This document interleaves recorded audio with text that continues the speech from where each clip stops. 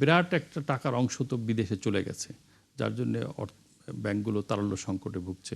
আরেকদিকে রাজস্ব ঘাটতি প্রায় 1,00,000 কোটি টাকার উপরে। এর মধ্যেই যখনই সরকার ব্যাংকের সাথে নির্ভরশীল হতে হয়, সব টাকা চাপাতে হয়, ইনফ্লেশন কন্ট্রোল করাটাও সরকারের জন্য আর একটা চ্যালেঞ্জ। জনাব একে আজাদ, আমি আপনাকে দিয়ে শুরু করতে চাই। একই সাথে আমি দুইটা শব্দ ব্যবহার করেছি, যে উদ্যোক্তা বা ব্যবসা বান্ধব বাজেট এবং জনমুখী বাজেট, দুটি আপনার সাথে সরাসরি সম্পৃক্ত। এইটা করার ক্ষেত্রে অর্থমন্ত্রী কতটুকু সুবিধাজনক অবস্থানে আছেন? সরকার বেশ চ্যালেঞ্জের মধ্যে আছেন শুরু থেকেই। চ্যালেঞ্জগুলো হচ্ছে যে নতুন কোনো বিনিয়োগ হচ্ছে না বললেই চলে, অল্প কিছু বিনিয়োগ হচ্ছে, নেগেটিভ ক্যাপিটাল মেশিনারি আমদানি নেগেটিভ, এবং প্রাইভেট সেক্টর লোন ব্যবহার করছে দেখলাম 4% একটু উপরে, যেখানে বাংলাদেশ ব্যাংক প্রাইভেট সেক্টরের জন্য লোন অ্যালোকেশন করছে 12%, সেখানে মাত্র 4% একটু বেশি অ্যালোকেশন করেছে। অর্থাৎ ইতিহাসের সর্বনিম্ন পর্যায়ে। হ্যাঁ, এই টাকাটাও ব্যবহৃত হচ্ছে মেইনলি ট্রেডিংয়ে। বড় ধরনের কোনো ক্যাপিটাল মেশিনারি আমদানি হচ্ছে না, বিনিয়োগ হচ্ছে না। তার মূল অনেকগুলো কারণ। একটা হলো এনার্জি সংকট, নতুন গ্যাস সংযোগ দিচ্ছে না। দ্বিতীয়ত হচ্ছে ব্যাংকের interest rate is very high, 13, 13.5%, 14%, 15% ইন্টারেস্টে। এই ধরনের ইন্টারেস্ট দিয়ে প্লাস গ্যাসের কানেকশন না হওয়ার কারণেই আর একটা বন্ধ্যাত্ব তৈরি হয়েছে। তা আমি মনে করি এইটা সরকারের জন্য একটা বিরাট চ্যালেঞ্জ হবে, যে কিভাবে গ্যাস নতুন সংযোগ দেবে, নতুন বিনিয়োগ আসবে, এবং দেশি বিনিয়োগকারীরা যদি বিনিয়োগ না বাড়ায় তাহলে বিদেশি বিনিয়োগকে আমি আকৃষ্ট করতে পারবো না।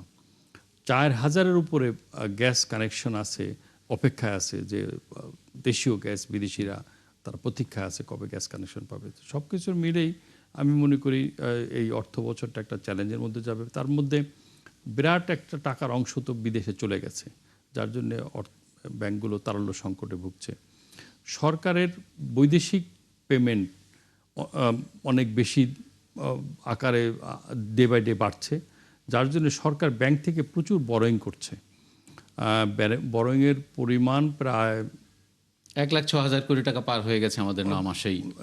ব্যাংক বরোয়িং বেড়ে গেছে, যার জন্য প্রাইভেট সেক্টর কিন্তু তাদের লোন প্রাপ্তিটা সংকুচিত হয়ে যাচ্ছে।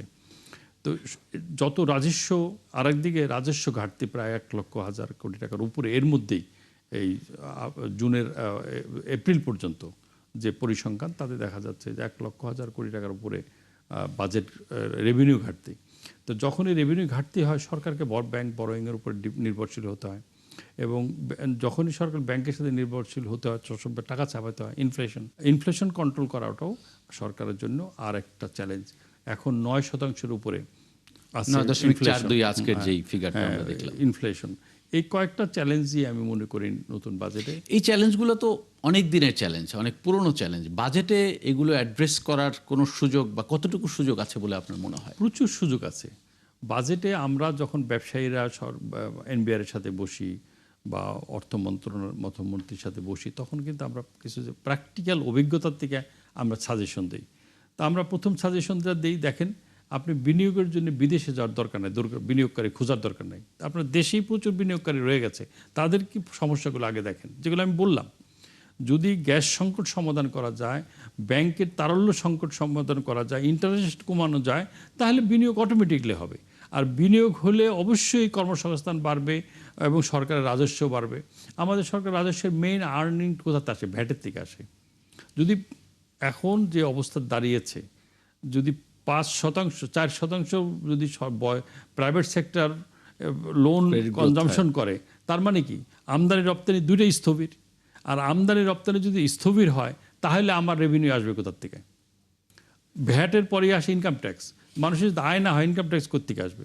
তার ফলে কাস্টমস ডিউটি, এই তিনটায়। তা আমি মনে করি সরকারের এই জায়গায় যদি জোর দেওয়া যায় বিনিয়োগকারীদের উপরে, সমস্যা কি, কেন বিনিয়োগ হচ্ছে না, কেন নতুন কলকারখানা তৈরি হচ্ছে না, কেন কর্মসংস্থান হচ্ছে না, তাহলেই কিন্তু সব সমস্যার সমাধান। এটা কি আমরা মোটা দাগে ব্যবসা বান্ধব বাজেট বলতে পারি?